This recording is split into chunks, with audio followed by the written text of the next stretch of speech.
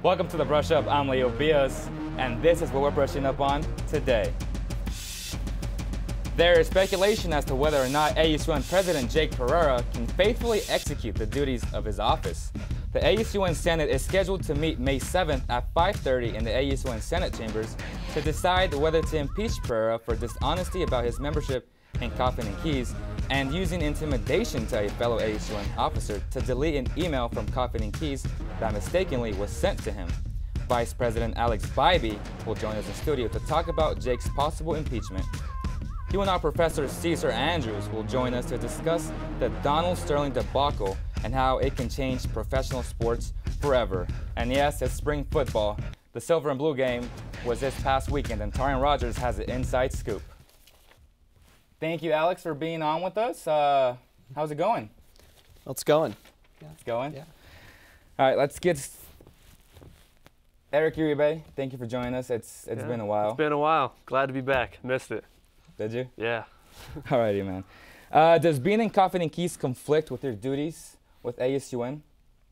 No, the two affiliations are mutually exclusive. And, you know, I would just like to reiterate that when elected officials come into office, they do come in with a host of experiences, affiliations, relationships, and ideologies that inform the way that they arrive at decisions.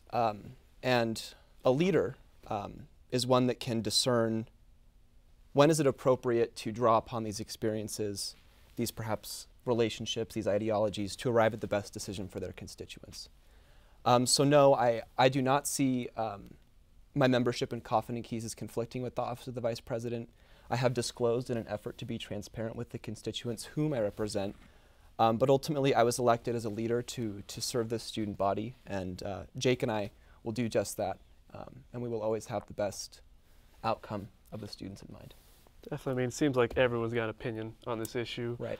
Sure, you've been talking to a lot of people. What's people's reactions to what's going on right now? Right. So there are varying reactions that exist among the student body right now. There exists overwhelming support on social media to stand with Jake. Overnight, I believe there was a page launched that reached over 500 likes. So clearly there exists a mandate from the people to keep him in office. On the other side, there exists concern about not per se membership in Coffin and Keys, but during the presidential debate, he did not choose to disclose his membership, and later on the record did disclose membership during Judicial Council proceedings. So there are two sides to the debate that are occurring among the student body right now. We are being transparent moving forward. We are being forthright with the student body so that we can ensure that they feel that they continue to feel comfortable with the people that they've elected to represent them. And so we'll see both sides of the debate next Wednesday at Senate. But ultimately, there does exist a healthy debate amongst the student body right now. Definitely. I mean, have you guys talked to administration about this? Mark Johnson, Sandy Rodriguez, what's their kind of feedback? Right. So most of the conversations that we have about the goings-on of these proceedings are with Director Rodriguez of ASUN and the Center for Student Engagement.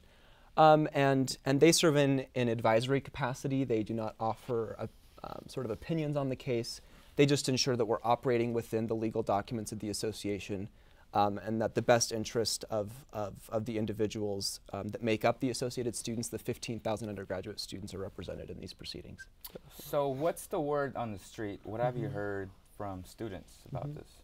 Right. So, you know, I think referencing back to Eric's question, there does exist two sides to the debate occurring. Both President Pereira and myself released statements yesterday from our offices regarding all of the allegations in the proceedings, and since have received quite a response from the student body. I think that the majority of the concern exists the content of the newsletters that Coffin and Keys publishes. And I would like to reiterate that Coffin and Keys is a democratic society. We determine by majority rule the direction of the organization. There are times that we dissent from that. Neither Jake nor myself have contributed nor participated in the writings of articles. There are other components to membership that bring great benefit to the student body. We were founded for the betterment of the institution. Is there disagreement with some of the methods in which Coffin and Keys may take to achieve that? There is. But I would like to reiterate, we are a democratic society, and there are instances in which Jake and I and other members may disagree. And despite being an all-male society, we are a diverse group of individuals that come from all walks of campus life. Definitely. I mean, from the outside, it kind of looks like there's a lot of dysfunction. Obviously, your predecessor was also up for impeachment recently, now Jake Pereira. I mean, what do you say to that, you know? How does this look upon ASUN? Right. I think that there also exists a population of students that are sort of discontented with the amount of time and energy that's being expended on essentially what may be perceived as politicking, right? You know, you referenced my predecessor, Vice President Mallon, who had impeachment proceedings considered before the Senate. Now we have impeachment proceedings being considered for Jake, for President Pereira. And at the end of the day, Jake and I, on the campaign trail, made several promises to students. You know, we share a vision to better this university. We have a lot of exciting things planned. This is preventing us from being able to really act upon those. The Judicial Council's filed an injunction against the appointment of all of our executive officers, which thereby prevents us from hiring any of our employees. And really, at the end of the day, I would encourage the people that elected us, you know, look at what we stand for. Look at the platform that we've articulated to you, and please hold us accountable to those promises that we made to you, because we want to make this place better. We want to improve the student experience and expand opportunities for them to succeed. At the end of the day, that's what this is all about. There it is, guys. A great message from the Vice President, Alex Bybee. Thank you, man. Thank you for having me. I appreciate it. Thank you. Appreciate it. Thanks so much. I appreciate it. Now we're taking it onto the streets to see what the student body had to say about this. And yes, the Teacher of the Year, Cesar Andrews, will join us next. Hey guys, beautiful day out here at the Quad. We've got some big news around campus. Our ASUN student body president, Jake Pereira, is up for some possible impeachment here next Wednesday. Today we're on Kehoes Corner. We're going to be seeing what some students have to say about this subject. So we've got Jason here. Jason, you're familiar with the, I'm just jumping right into it, right? Just jump Sorry, into it. I'm bad with ad-lib. Because before that we already talked about it. We already did. So do you feel that, okay. So so Jason, do you feel that Jake Pereira's affiliation with Confident Keys will affect his presidency? I just read the email he sent out this morning about his affiliation with Confident Keys, and in the email he expressed an apology about his lying. I don't think his affiliation with the organization is necessarily a problem, more than the fact that he lied about it during his campaign. So with reading the apology and the letter, how did that make you feel, Jason? I feel like it was kind of a Clinton moment, like, I'm sorry because I got caught. Right. Yeah.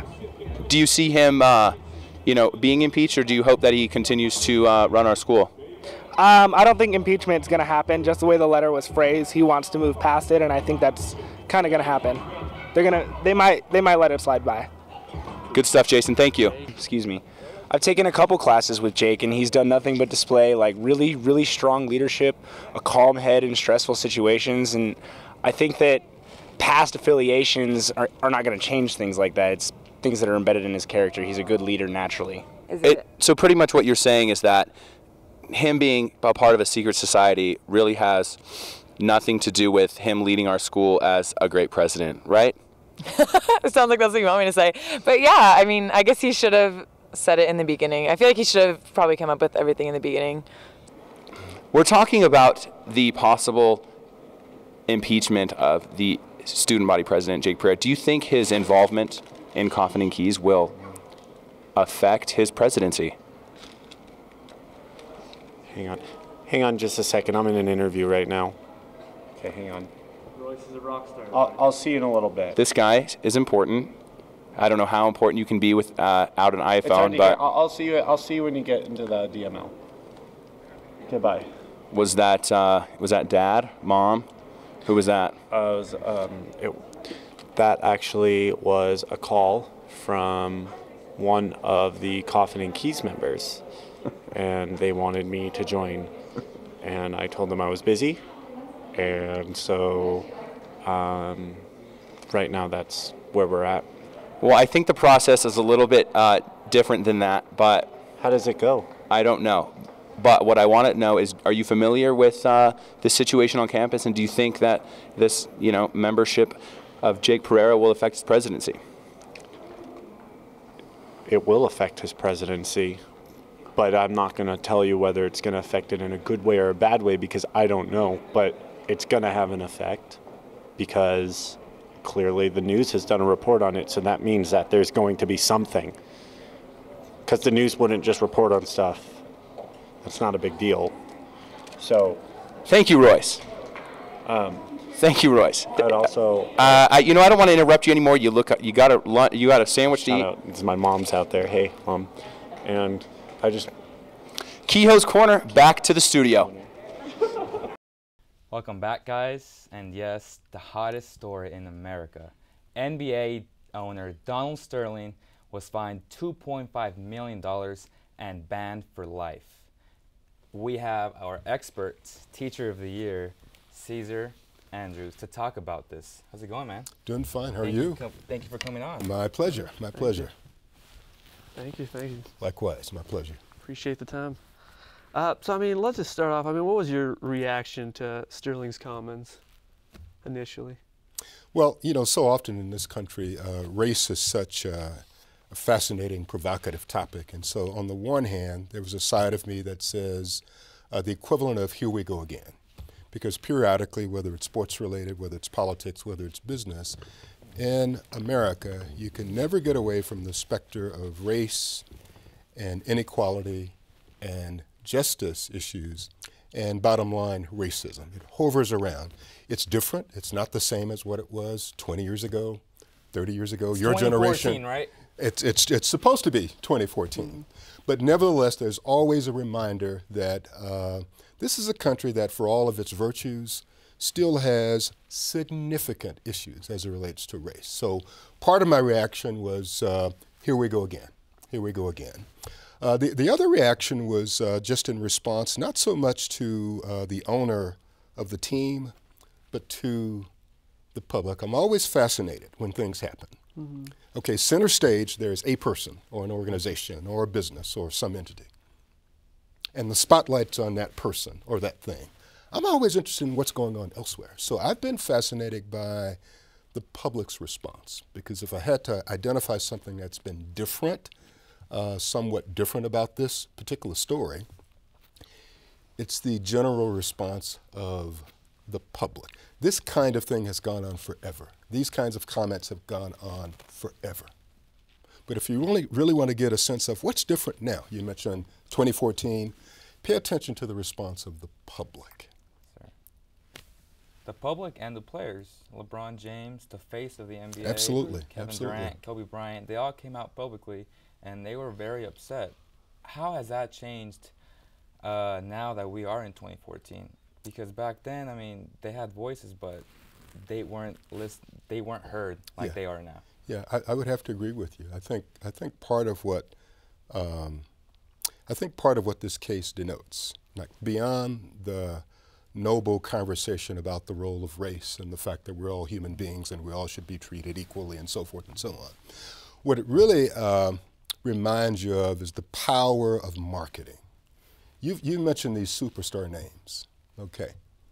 When you have Mr. LeBron James coming out saying in emphatic ways that this is unacceptable in what he called our beautiful game. Okay, let's take him on his word that he's speaking heartfelt comments about this, these comments from the owner of the Los Angeles Clippers. Well, what really rises up as he's making his comments are dollar signs. Because the moment you start to disrupt the marketing machine that is the NBA, you start to mess with the pocketbook. When you start to mess with the pocketbook, you're messing with the bottom line. And I don't mean this in such a clinical, I agree with you. Skeptical way, but part of what created the result that we saw, where the NBA commissioner made the move that you described at the start of this news segment, a monster fine, though you can debate whether it's really a monster fine for a billionaire, okay? But a significant fine nevertheless, and a lifetime ban. When I see a move like that, I am seeing all kinds of things. Okay, wisdom and smartness on the part of the NBA commissioner, perhaps. But what I'm really seeing is somebody who's trying to protect the business. This is about marketing. And it's very important for the marketing machine that the NBA not be perceived as a hostile environment in the minds of fans. You want people in those chairs, right? You absolutely attending want these that. games. You want That's people what in it's the all about. chairs, you want the advertisers, you want the sponsorship. And in the absence of that, the NBA is not the multi-billion-dollar business that it has become. And so there was no way in hell that the protectors of the league were going to cavalierly sit aside and allow this to play out whatever way it was going to play out. So interjecting the decision that the commissioner did is about a lot of different things. I want to give full credit to the humanity of the choice, but it's also about the marketing and the money. Absolutely. Definitely. I mean, he has a long history of discrimination. I mean, does it frustrate you at all that it took this long for some to finally be done? It doesn't frustrate me on a personal level. I would not have been as intimately aware of his history. I know a lot more now than I knew a week ago, like everybody else. And in a sense, I'm not surprised by that. We have a country where we always have these conflicting principles. I'm guessing at some point somebody's going to mention the phrase First Amendment. I don't know who's going to mention it at first, but it's clear that that this owner, like almost everybody else in our country and culture, has this right to say exactly what he wants to say. So to the extent that he's had incidents over the years, I would not have known about them, so didn't have any residue of frustration. I'm not surprised that that's the case. We have an interesting country. It is more enlightened in the minds of some people than ever before. At the same time, those racist elements that have existed since the start of this country are still in place. Are they in place to the same degree? I would not make that argument. I think it's a different country. I think it's way different in many, many regards. But I don't think we've extracted the roots of racism from the country. So I'm not surprised that someone exists like the owner of the LA Clippers. So, you know, he's obviously up to a vote to be forced to sell the team. I mean, can you give us maybe some legal ramifications if he is forced to sell the team? Yeah, I'll speak mostly on common sense and not so much with any pretense of legal expertise. Well, first of all, no matter how one feels about the actions of the NBA commissioner so far, it is still clear to me that even the most despicable of individuals has certain rights. And so it's going to be up to some series of legal minds and perhaps juries or judges to determine whether this owner's rights were infringed upon. I mean, if you wanted to make a case, if you wanted to make a legal case, I'm talking about the common sense version, not the expert version, certainly he has a right to sue. Certainly there are some issues that involve the potential for breach of the contract, the agreement between the NBA and this particular owner. Certainly if you had a practice of calling out all owners for what they have said and done in the totality of their lives, including in the private sanctums of their homes, I don't know who could pass the test. I don't know who would be worthy of owning an NBA franchise. So I couldn't tell you about the particulars of legal strategy, but I can tell you that certainly he has rights. And if he chooses to act on those rights in a legal process, that's going to be fascinating to see how that unfolds. Absolutely. Well, thank you so much, Caesar, for your time, for your expertise, even though you're very modest about it. But we know that you're an expert in this, and we really, really appreciate your time. Okay, thank you. Thank you. Thank you so much. Thank you. My pleasure. And we will be right back with Torian Rogers speaking on what it means to the NBA players and how it has affected the NBA players.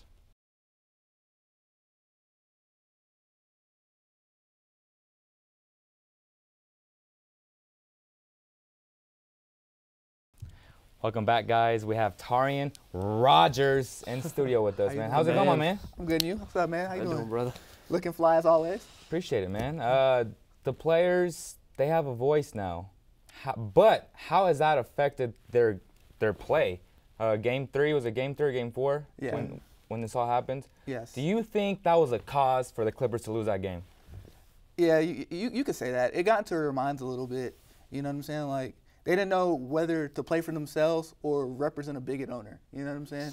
And they're unfairly criticized for not playing, you know what I'm saying, because they worked so hard all season for something, and then all of a sudden it's dropped because, you know, your owner made a few statements that you don't agree with. But then if you win, you're playing for your owner, and you're going to win a championship for your owner.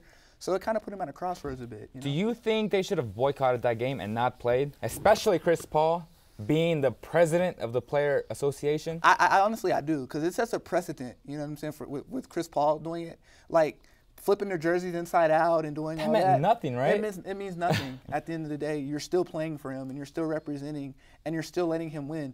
But see, that's not my issue. My issue is that the NBA has let this go for so long because he has a history of making ignorant statements and doing ignorant things, and he's been representing the NBA this whole time. You know what I'm saying? Oh, he's been representing the NBA, you know, the whole time, and the fact that he's gone 30 years, you know, running the Clippers and being a part of the NBA, and with prior knowledge of what he has done. Yeah.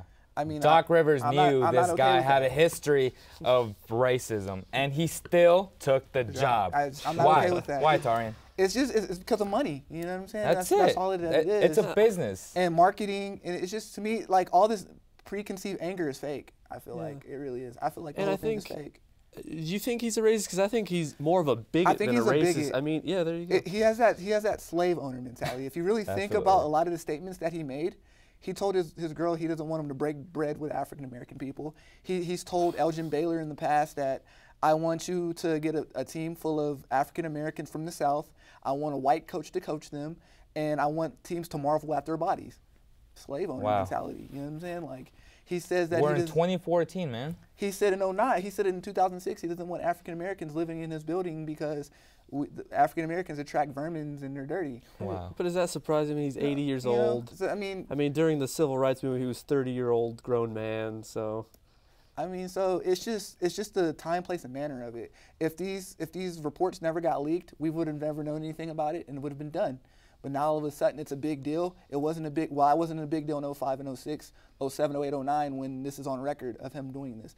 It's on record of him hiring Elgin Baylor and severely underpaying him, and then you hire white people under him and they make way more money than him. You know what I'm saying? This is all on record. Sexual harassment, this is all on record. Now all of a sudden we want to make a big deal out of it. I feel like this whole thing is fake. Absolutely. Hey, that's an inside scoop from Torian Rogers. But let's talk about the silver and blue game that just passed a week ago. Yes. Yeah. What did you see out there? What did you like? The few questions I had, the obvious one was the defense. You know what I'm saying? Like, Scott Boone left, and we took over for Scotty Hazelton. Yes. Oh, Scott Boone, terrible Tampa too. Scotty Hazelton. Scotty Hazelton left, went to the Jaguars. And we're transitioning from the Tampa 2 to, I think, 4-3. Yeah, like it's more of a hybrid defense. And I was really interested to see how our defense would look. Obviously, there's really not much you can really see out there, you know what I'm saying, because it's a scrimmage and they didn't do much. And the second question I had was, who was going to be Cody Fajardo's go-to receiver now that Wimberly is gone? He threw the ball a lot to ASUN Henderson, a lot. Yeah. A lot of jump routes, a lot of jump fades. A lot of their plays were really vanilla, but you don't really want to show too much, you know, in a scrimmage game. And, you know, so a lot of the questions that I had still haven't been asked, you know. We still have time, but I just really want to see who's going to be our go-to receivers. What about the go-to running back? Yeah, exactly. Because I feel like Kendall Brock, he's more of a slot receiver than he is a running back. So I would like to see Don him more. Jackson, you think he could carry the load? If he could stay healthy? If he could stay healthy, that's the question. Can he stay healthy? You know, that's always the question. Darren McFadden, can he stay healthy? That's always the question. Can that person stay healthy? Getting that little Raider bias from these two Raider fans. So, you know what I'm saying? and that's my question.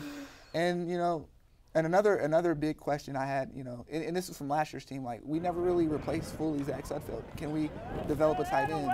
Can we develop other things on this offense? I think, honestly, that's the most important position because the tight end and this system that we run, he blocks, he catches, he's more of that hybrid and we need specialty player. We haven't had that in a while, and that was one of the biggest things with our offense. Virgil Green, you know. So that's one of the biggest things with our offense is tight ends, you know, different areas. ASUN, can he be that Brandon Wimbley, that go-to possession receiver? Because he's really big, he has the height, but does he have the but the mechanics to do that, you know, that's the question. We will find out, man. But there is a lot of hype after speaking with Brock Hecking. He thinks the team can go undefeated. That to me, that's really bold after what I saw, because again, I want to see how the defense looks. Yeah. I want to see who can step up. You know? But do you think there's potential on that defense? No, yeah, there's potential, but Okay. I just need to see what's ran. You know what I'm saying? Because you can't have a bunch of players running a scheme that they're not comfortable with. Absolutely. You can't have a bunch of undersized players running something that they can't run. You know what I'm saying? Like, you got to play to your player's strength, and that's what I want to see. Can they play to their player's strength? You know? Well, thank you so much, Torian, for coming on, and you for coming back, Mr. Thanks, Stranger. Appreciate the time, the love, and to the entire crew, Dan, my boy Kehoe, Luke, the producer, and everyone that helped out. Appreciate it. Thank you guys so much, and stay tuned for the next episode next week.